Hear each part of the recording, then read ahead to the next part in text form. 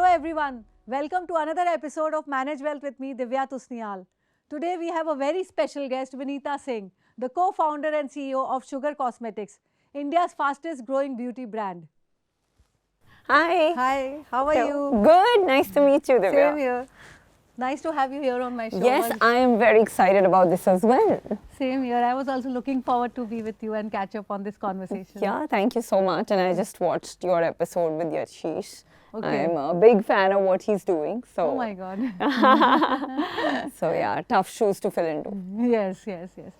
But then I really like the perspective with which you have been doing business and Thank the entrepreneurship which has driven you here where you are today. Thank you. It's Thank really you so commendable much. and really inspiring. Thank you. To have Thank you you. here. Thank you so Thank much. you so much for coming. So Vineeta, Yeah. at 23 you turned down a lucrative job offer. Yeah. So what got you the motivation to do so? Okay.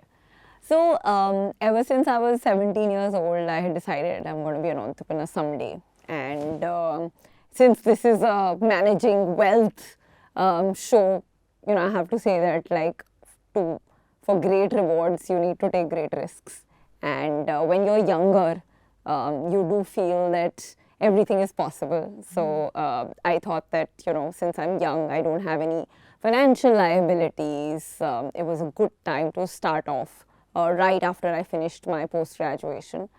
And I've always been passionate about building something. I feel that, you really have the ability to leave an impact in the world if you create your own enterprise. So yeah, entrepreneurship for me was one of those things that I thought I would do. And I just decided to take the plunge at 23.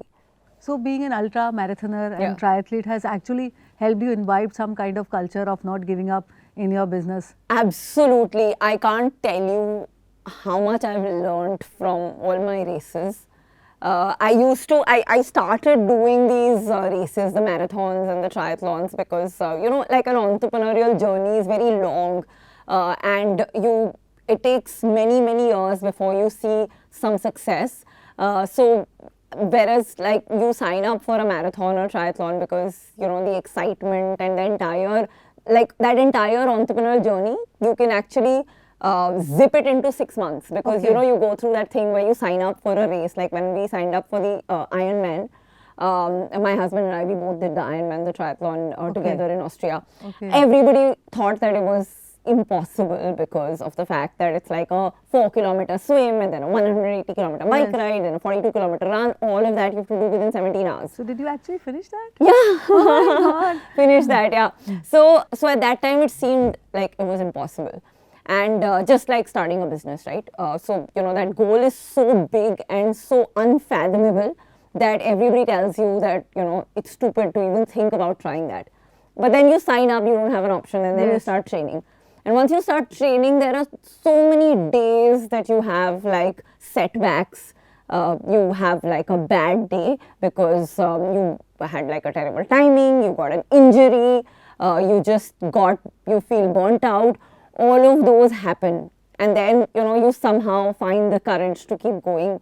And then you get to the start line. And then that's when the race starts. And every race also is so long, but there are these small milestones that you keep celebrating.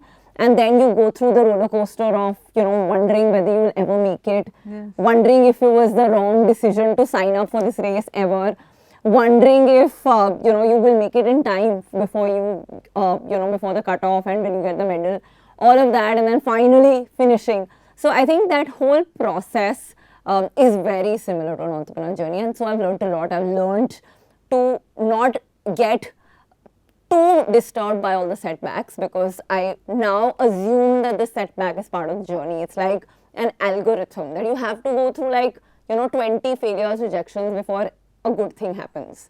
And once your system gets used to that, then you don't take those failures and rejections personally. You start considering them a part of the system. That's the buoyancy in the whole system. Absolutely. You bounce back and again Absolutely, and again. Absolutely. And then secondly, you realize that, the only thing that really matters is showing up every single day. Yes, with a smile. Because, with a smile or sometimes without, but you have to show up because at the end of the day, like in training, in business, there's nothing more powerful than compounding. So just showing up, making progress every single day ensures that within 10 years you've built something that's sizable, because there's that compounding happening every day. Yes. And thirdly, of course, celebrating the small milestones. Like in a run, every milestone, you're like, okay, 1 kilometer, 2 kilometer. Because if you try telling yourself, I have 180 kilometers, you won't have the guts to start. Yes. But the moment you tell yourself, okay, I just need to get to 1 kilometer, then 2 kilometers, then 3 kilometers, you break down a large goal into many Numerous. small milestones, and then you just take it one step Right. at a time, and you don't worry about that big goal.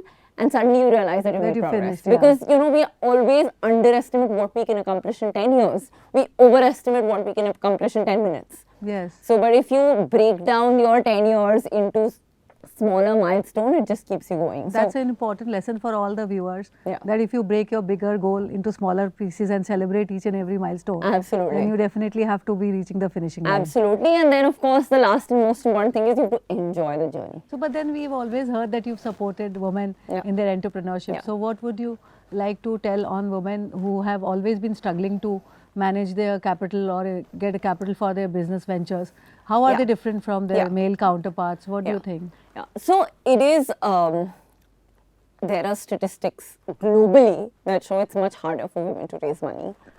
Global investment into women-led businesses is just 2.3% of the total investment pool. And Only. that's a Harvard study talking about global average of funding. Now, India, it's a lot worse. And there are a lot of reasons for this. Like, firstly, the decision makers are primarily men. So 99% of the VCs who are decision makers are men, and you know, it, like, unless you have more women in decision making positions, this won't change. The chances that a decision maker, being a woman, would invest in a woman-led companies are always much higher. Yes. So that's first. So there's a lack of women in the decision making position. Secondly, traditional metrics of how businesses are evaluated are really aligned towards what men are better at. For instance, the most VCs like to invest in founders who are very ambitious, assertive, aggressive, and who are able to talk about, you know, who overestimate themselves, who can overestimate the market, and who are able to sell a dream, sell a vision. Now, naturally speaking, women are used to speaking less and doing more about, you know, their accomplishments, right? And women are not the most, I mean, being assertive, sounding ambitious, these are not traits that are as common in women, because culturally we've grown up to not sound like the most ambitious person in the room. That's the kind of social fabric system which we are into. Absolutely, because we get disliked for being sounding too ambitious. So I feel that secondly, the entire system is designed to favor alpha men over any other category, and unfortunately women fall on the other side. Yes.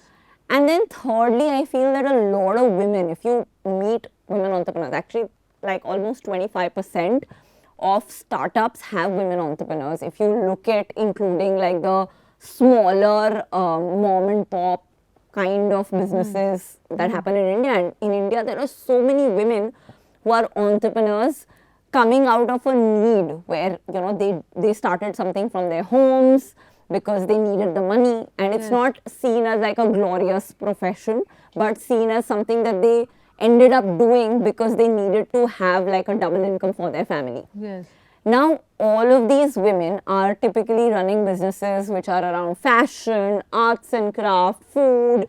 You know, these are businesses that women end up starting more. Scale kind of thing. Absolutely. And now a lot of these businesses also end up creating stuff for other women. And venture capitalists who are men end up investing in companies where they can relate to the consumer. So I feel that the third reason that women are not able to raise as much capital is because they start businesses that have women as the consumer. Okay. And that's not relevant for these decision makers who are venture capitalists who are men. So I think these are the three biggest reasons. The last point was the most important. They set up business thinking of women as a consumer. Exactly. People actually don't pay attention to this point at all. Yeah, Even I didn't think of it. Yeah, absolutely. Like for instance, you know, for me to explain to venture capitalists why it was important to create a lipstick that lasted for 6 hours. It was, it wasn't a problem that they personally felt. And I always say that if you start on any given day, if you have decent pedigree and you start like a healthy bar business or a business that is into say nutrition, or it is into some kind of a consumer tech product where the venture capitalist kind of profile of consumers are going to end up using it, it's very easy to raise funding because, at the end of the day, like we create businesses around personal problems, VCs invest in businesses which are also around personal problems. Correct. So very few of them are able to don the hat of a consumer and think whether this will be scalable, because at the end of the day, when you are investing at that early stage, the chances of failure are 9:10. Yes. 9 out of 10 businesses, even after they get the first round of funding, will fail. Is that a statistics or? Yeah, absolutely. So the entire venture capital model is that they invest in 10 companies, one does super well, 9 out of them will either just about return the capital or they will fail. And that's why, and if you were to look at, non-funded businesses, then 99 out of 100 fail. I mean, it is not, entrepreneurship is not meant to be a, category where the success rates are very high. That's why it is a huge risk to be an entrepreneur. But the idea is that the 1 out of 100 that end up doing well, end up creating so much wealth that, it covers up the failures. Yeah. So you also mentioned that consumer insight is very important and it has played a very important role in 2 of your business ventures, like Fab Bag and Sugar, which you've done over the period. So how do you take insights into your own financial planning when it comes to your own personal books? Personal finance, I would say my greatest wealth is going to come from my core business, which is sugar. Yes. And the next would be from these angel investments that I do. Okay. Everything else for me is actually very passive. It's, for me that is all about, just invest and then forget about it. Okay. And, just be clear about what horizon, risk reward profile that you have in mind, but then forget about it. So honestly, I don't do as much research. I trust my, wealth manager for my personal investment. But yes, as a business, whatever financial investments we do, like we acquired a company recently, we go do a very thorough job on like what is the core insight, because I fundamentally believe that there are 2 things. One is the data. What is the market saying? How much is it growing? What are the various categories? That's your market data. But even more powerful than that is who's your consumer, why is she buying, why is she not buying, because that insight is what you need to, as an entrepreneur, obsess about to get in on a trend before the market. That's why consumer insight, when you're making business decisions, I think is very important, especially in entrepreneurship, because the success of your venture depends on how early you're able to get in on a consumer insight. And for us, our entire business is based on getting in on this insight that Indian women are changing. Indian women will care more about the way they look as they start stepping out and working and going to college. And they still don't know how to wear makeup. So education is going to be very important for their entire journey of discovering what makeup suits them. And social media and e-commerce will make it easy for brands to do this education online and also sell online. So that was our thesis, and that's what worked. So similarly, when we do business investments, like the company we recently acquired, there's a lot of work that I do by personally speaking to consumers and obsessing about that insight. As far as my own personal finance is concerned, I just rely on somebody I trust. And so who's your mentor or go-to person when you talk about your own personal finance? Do you actually seek advice from your parents or anybody else close to you other than the professionals, or you totally depend on them? I have read a couple of books. I read Psychology of Money. I think that was a very, very useful book for me. And I read, many times either on Twitter or like I have this app, wealth management app, that often has like a few articles about the kinds of categories to invest in depending on like the risk profile that I want. But apart from that, it's primarily, I do of course, I remember the first time. So back in 2015 at one of our investors' house, I was just chatting with him and he asked me that, you're of course investing in markets. And I was like, no, because I'm an entrepreneur and I have such a risky profile of my personal wealth. All of my own capital is in fixed deposits. And I remember that's the first time that he told me that, it's a bad idea to keep everything in fixed deposits because, there'll be something that you don't want to touch for 10 years. Just ensure that you put that in markets. So I remember that's the first time I sort of learned from him how to diversify my portfolio. But apart from those, some of these conversations which are very serendipitous and then they sort of, help you make a decision. I think most of it has been like self-taught. And I feel that it doesn't, as far as my personal wealth is concerned, it doesn't matter like if the reward is going to be like off by 1 or 2% here and there, because the majority of it will still come from whatever I hold as equity in sugar and in the other startups that I've invested in. So Vineeta, having been into business for such a long time and being a mother also, how do you balance your business with the family? Because all the women out there who are working find it really difficult or do not have an adequate means to balance off their work and the family. So what's your advice to them? So for entrepreneurs, of course, there is no such thing as balance, but I do strive to do what makes me happy, and being with my children, spending time with them, following my other pursuits and passions like running, swimming, cycling, reading, all of that I think for me is like a fuel and that makes me happy. And so rather than striving for balance, I strive for being in the moment and being happy. Having said that, I think 2-3 things I've learned over a period of time being a mother. Firstly, I think perfection is highly overrated. I think mothers in general have a very, very high bar of, how they want to raise their children. But I think children are a lot stronger and more resilient than what we think of them. Than what we think of them. And I feel that, that perfection often comes in the way of just enjoying the journey. And I feel that I don't, put myself, I am a very, very imperfect parent and I'm absolutely okay with that.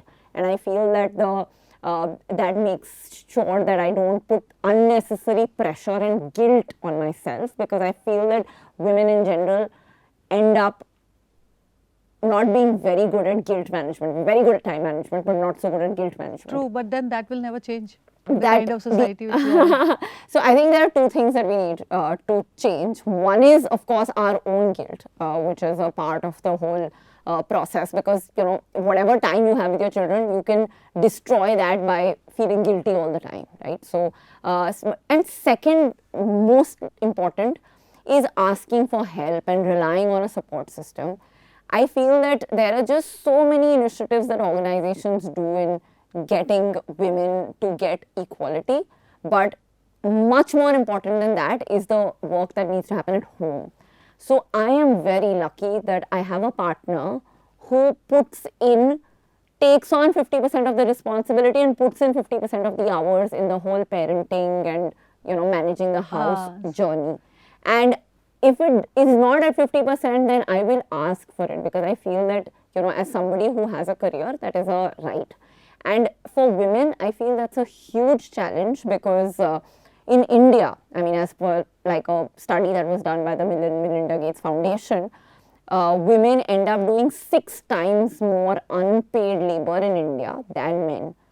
Now, all of us have just 24 hours in a day, and if we are doing 6 times more of these unpaid chores, a lot of it may not be fun, like being with my children, spending time with them, reading to them, traveling with them, all of that is fun, but then there are these lot of routine things that also we need to do.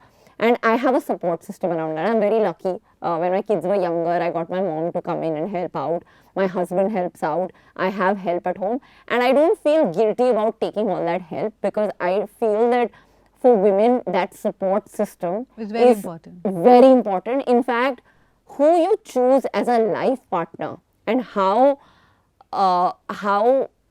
particular they are about your career as much as their own, is I feel the most important career decision for women. It's far more important than choosing to become a doctor or an engineer or a business person. The most important decision is who you're getting married to, because that determines the kind of support in your career that you will get. Yeah, the kind of respect which he gives to your profession, your career, or the way he respects your money, your time. Absolutely, so that's very important. Absolutely. So I feel it's very important for women to be independent, to have these conversations before they get married. And in my case, because my husband grew up in a family where his mom was working ever since he was a child, and he saw that equality at home. He saw that his father would help out. His father always, till date, my father-in-law would be the last person who will keep the food in the fridge after everybody's gone to sleep. So that acceptance is there a lot. That makes a huge difference, because there is no expectation that I will be doing 6 times more domestic chores than my husband. And it's not that I have to do everything myself. I can rely on a support system, and I feel that's made all the difference. And beyond that, it's I get to enjoy my journey of being a mother rather than seeing that as a drain on my energy. And I feel that many times women are just so angry because of the fact that they're doing so much. They're like morning to night, they're just working for others. But we're not able to get that time for ourselves, which we need to recharge and be the best version of ourselves for our family, for our jobs. I feel that if I don't do that 1 hour of a run in the morning or a workout, I am a lesser CEO, I am a lesser mother, because that 1 hour is what fuels my whole day. True. It's important to make time for things that make us actually energizes you. Absolutely. By my mind and body. Absolutely. And soul and everything. Absolutely. And I would any day prioritize that over anything else. So I feel at the end of the day, balance is all about just getting the priorities right and reminding ourselves that, rather than running from one place to the other, out of guilt. Because when you're operating out of guilt, you're not able to live in the moment. And living in the moment is, all we have. True. You also once mentioned, Vineeta, about your father. Yeah. And in one of your interviews, I saw. Yeah. So, we would like to know about how did you see him chase his dream, which at once was an impossible dream. Yeah. And how has this impacted you in your journey? Yeah. So, my father is a scientist. He's now 73, but he still works every single day in his lab at AIIMS from morning to night. Thank you for watching Manage Wealth with me, Divya Tusnial. Do not forget to subscribe and hit the bell icon, and connect with me for any query on the financial market on my Facebook, Instagram, Twitter, LinkedIn, Manage Wealth show handles, or write to me on divyatusnial.com.